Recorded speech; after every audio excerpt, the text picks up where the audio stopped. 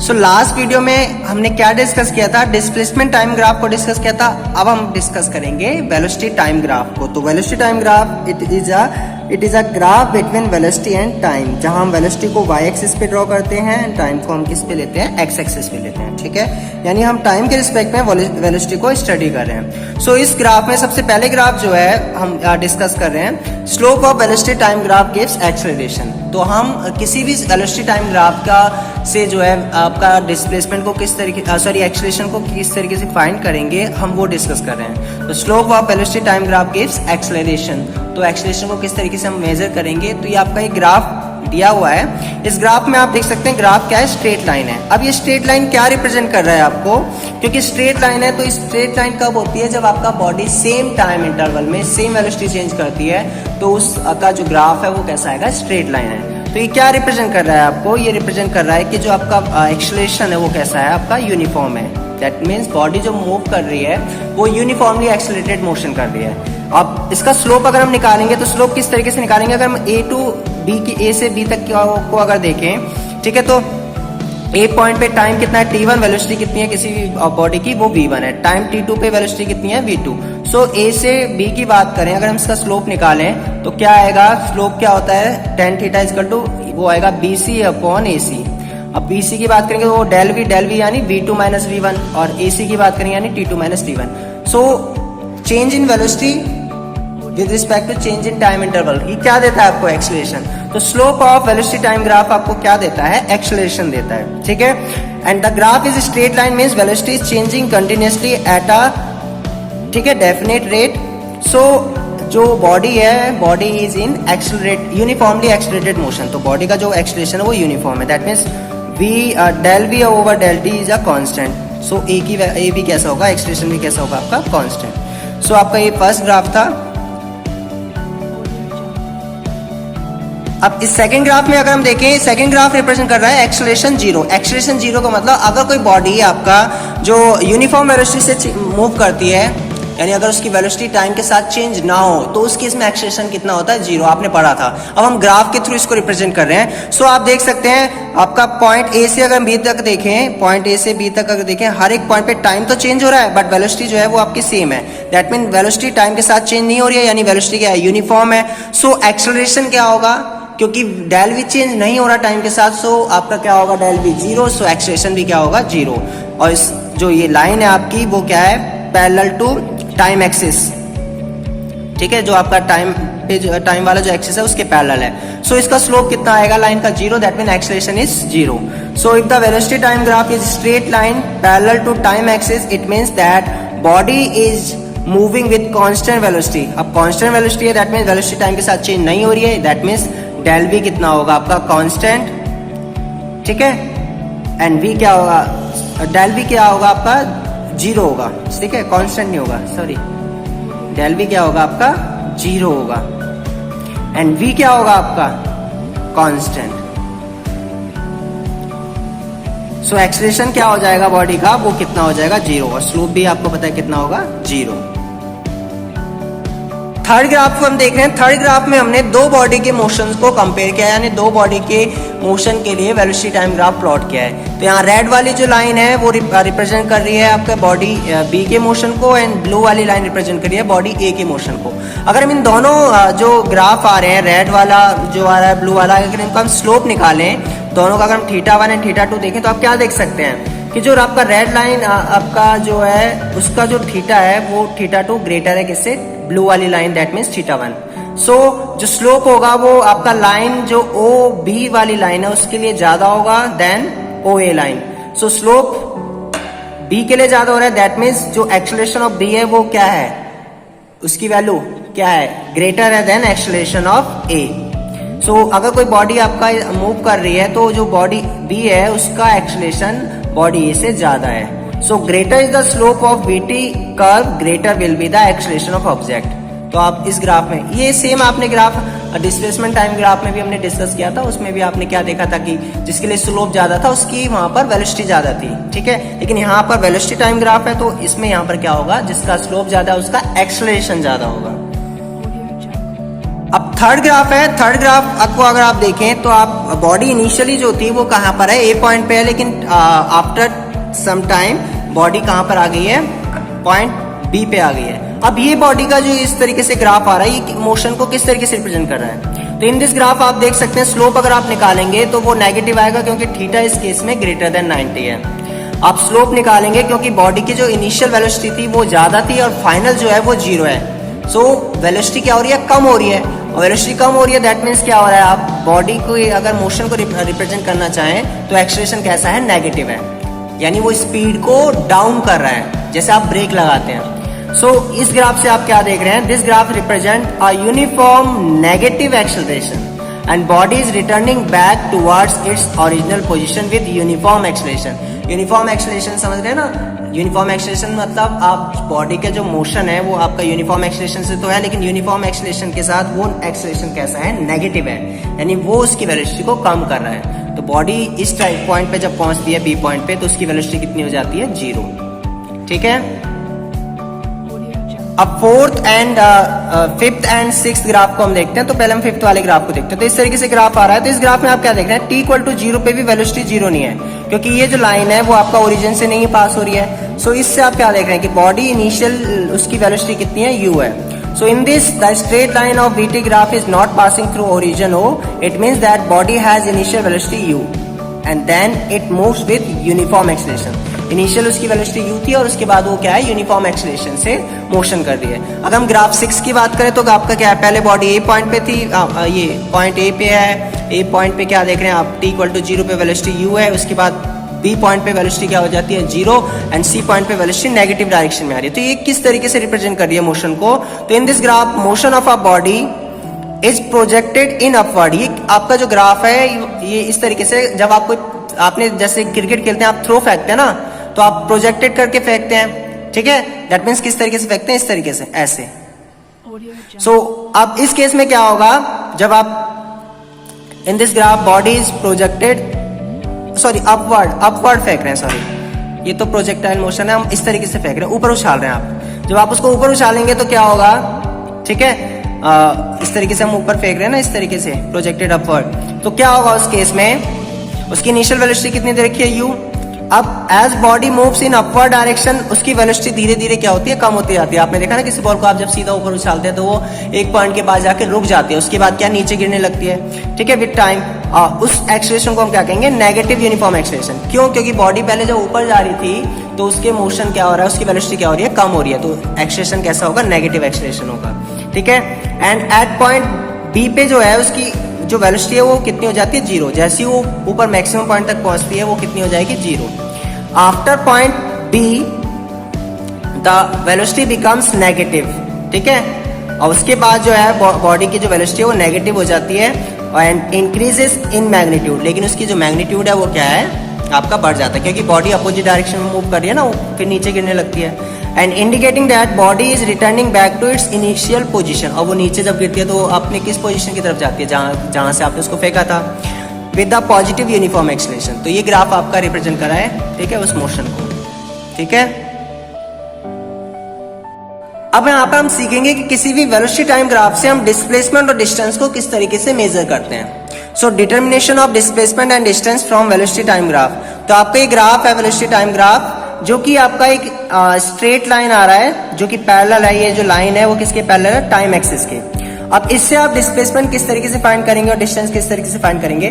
So when body moves with uniform velocity v in a fixed direction, then its velocity time graph will be a straight line parallel to time axis. आप देख सकते हैं ये वाला जो graph है red वाला। सो अगर हम इसके अंदर जो एरिया इंक्लोज हुआ है अगर हम उसको निकालें, so area enclose between VT graph and time axis between T1 T2। अगर हम T1 से T2 तक की बात करें तो उसमें कितना डिस्प्लेसमेंट किया है उसको फाइंड करना है, तो हम क्या करते हैं, इसका एरिया निकालते हैं। तो ये आपका किस तरीके से रेक्टेंगल बन जाएगा। एरिया निकालेंगे तो एरिया ऑफ रेक्टेंगल ABCD कितना होगा, AD into DC, AD into DC, L into B करते हैं ना, लेंथ इंटू ब्रेथ करते हैं आप रेक्टेंगल के लिए। सो AD में कितना चेंज हो रहा है, यहाँ पर 0 वेलोसिटी थी, यहाँ पर V वेलोसिटी है, तो कितना होगा ये V। और DC की बात करें, चेंज इन टाइम इंटरवल कितना होगा, T2 minus T1। So velocity into time interval को आप क्या कहते हैं, डिस्प्लेसमेंट। तो यानी कि जो VT ग्राफ के अंडर जो कर्व इनक्लोज होता है वो क्या रिप्रेजेंट करता है आपको, वो रिप्रेजेंट करता है डिस्प्लेसमेंट को। तो आप देख सकते हैं thus the area enclosed between velocity time graph and time axis gives displacement of object in that time interval। ठीक है, तो एरिया आपको किसकी मेजरमेंट है, डिस्प्लेसमेंट की। ठीक है, अब सेम तरीके से हम डिस्टेंस को भी मेजर कर सकते हैं, क्योंकि आपको पता है डिस्टेंस और डिस्प्लेसमेंट को हम किस तरीके से मेजर करते हैं। ठीक है, तो आपका किसी भी वेलोसिटी टाइम ग्राफ का अगर हम एरिया निकाल लें, ठीक है, अंडर जो आपका कर्व है एंड जो टाइम एक्सिस है उसके बीच में, तो आपका वो डिस्प्लेसमेंट देगा आपको। ठीक है, अगेन यहाँ पर हम जो है डिस्प्लेसमेंट और डिस्टेंस को मेजर कर रहे हैं। अगेन आपका बीटी ग्राफ है, तो अभी आपने क्या देखा, एरिया आपको निकालना होता है ना, एरिया निकाल लेंगे तो आपको वेलोसिटी और डिस्प्लेसमेंट पता चल जाएगा। लेकिन बॉडी की जो वेलोसिटी है वो पॉजिटिव भी हो सकती है और नेगेटिव भी हो सकती है, तो उसी के अकॉर्डिंग हमने एक ग्राफ प्लॉट किया है। अभी तो हमने एक स्ट्रेट लाइन वाला ग्राफ इससे पहले डिस्कस किया था, अब हम यहाँ पर एक ग्राफ डिस्कस कर रहे हैं। इसमें जो अपर है टाइम से जो अबव वाला ग्राफ है वो उसमें वेलोसिटी क्या है, पॉजिटिव है, लेकिन जो उससे टाइम एक्सिस से बिलो वाला ग्राफ है वो क्या रिप्रेजेंट कर रहा है, वेलोसिटी नेगेटिव को। तो उस केस में अब हमें जो है डिस्प्लेसमेंट और डिस्टेंस को मेजर करना है, तो हम कैसे करेंगे, तो उसकी कुछ कंडीशंस हैं वो हमें देखना पड़ेगा। ठीक है, so since velocity can be positive और negative, so the graph above the time axis has positive velocity, ये तो हमने बता दिया आपको, and the graph below the time axis has negative velocity, यानी इसके नीचे वाला जो है, टाइम के नीचे वाला जो ग्राफ होगा इसकी नेगेटिव वेलोसिटी होगी। सो अगर हमें फाइंड करना है total distance, so distance is a scalar quantity.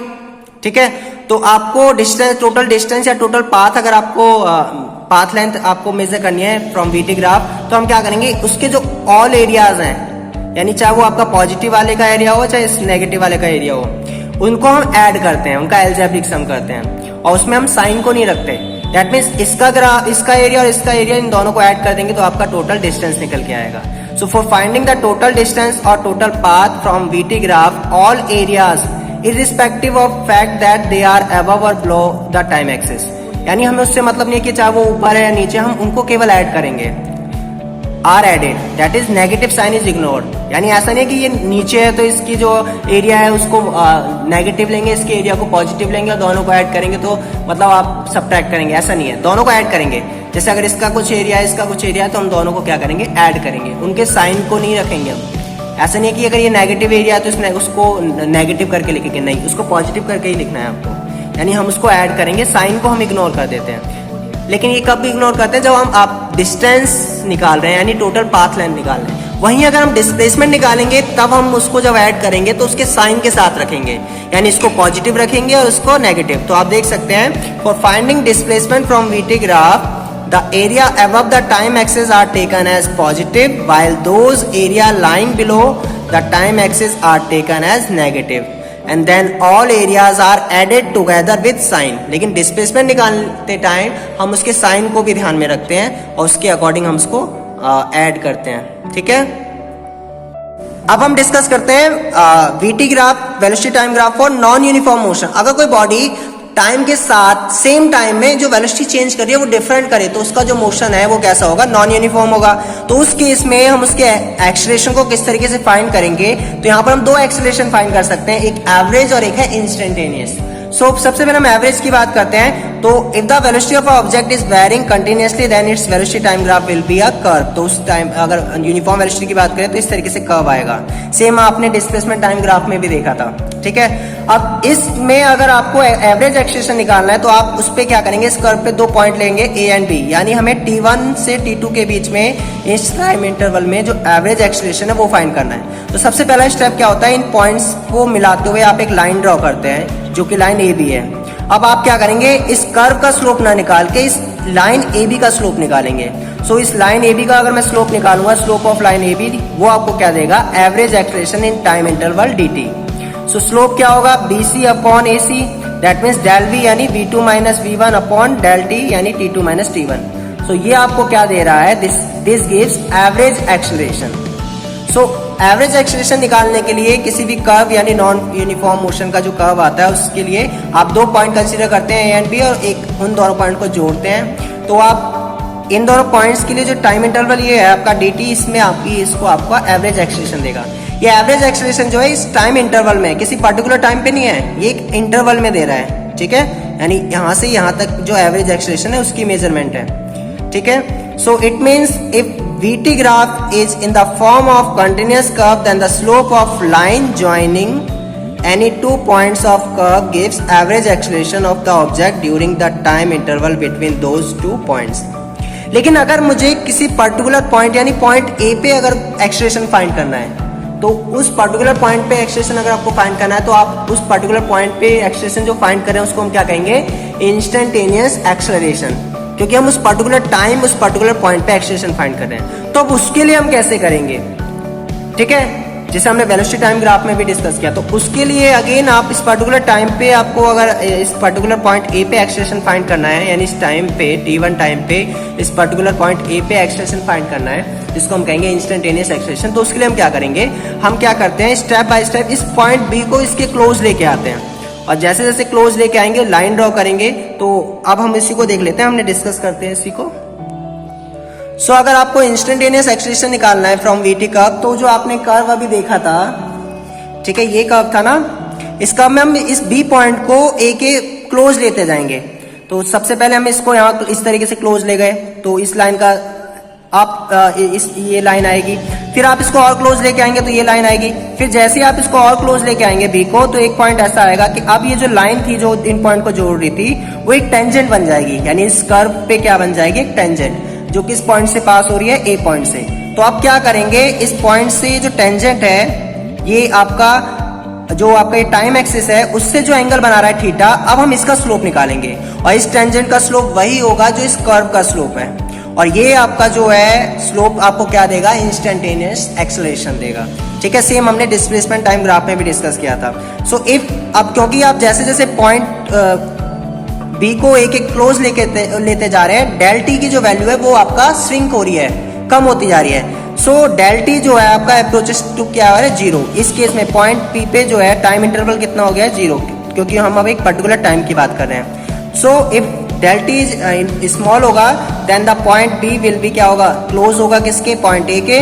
तो इस केस में जो लाइन है आपकी AB, वो क्या बन जाएगी, टेंजेंट बन जाएगी उस पॉइंट A पे, and slope of this tangent gives you instantaneous acceleration. So slope यानी limit del t approaches to 0, del v over del t क्या देगा, dv over dt, and dv over dt को क्या कहते हैं आप, instantaneous acceleration. So slope of the tangent drawn at any point of VT graph gives the instantaneous velocity at that point or instant. तो आप इस तरीके से instantaneous acceleration फाइंड कर सकते हैं किसी भी कर्व से, कोई दिक्कत तो नहीं है।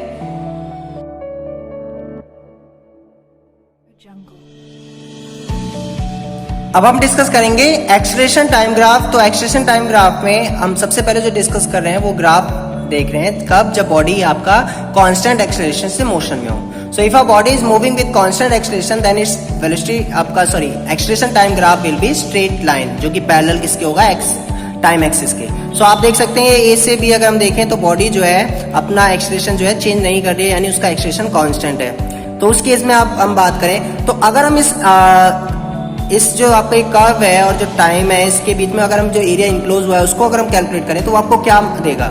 So area enclose between AT curve and time axis between time T1 and T2। तो एरिया ऑफ रेक्टेंगल अगर हम निकालें PQMN, तो क्या होगा, अगेन आपको पता है PN इंटू MN। सो ये हो गया आपका A, ये हो गया del T। So acceleration into time interval क्या देता है आपको, चेंज इन वेलोसिटी। तो जो एरिया होता है under AT curve and time axis, वो आपको क्या देता है, change in velocity. So this area enclose between acceleration time graph and time axis gives change in velocity of object in that time interval. Same again अगर हम दूसरा graph देखें, तो दूसरा ग्राफ अगर ये एक्सेलरेशन और टाइम के बीच में देखें तो आपका कांस्टेंट आपका स्ट्रेट लाइन आ रही है, जो कितना एंगल बना रही है, टाइम एक्सिस से थीटा।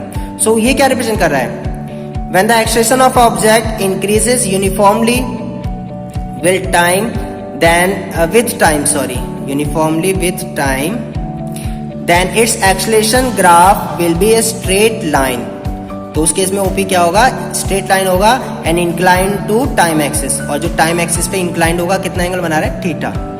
कोई दिक्कत तो नहीं है। तो ये आपका एक्सेलरेशन टाइम ग्राफ हो गया।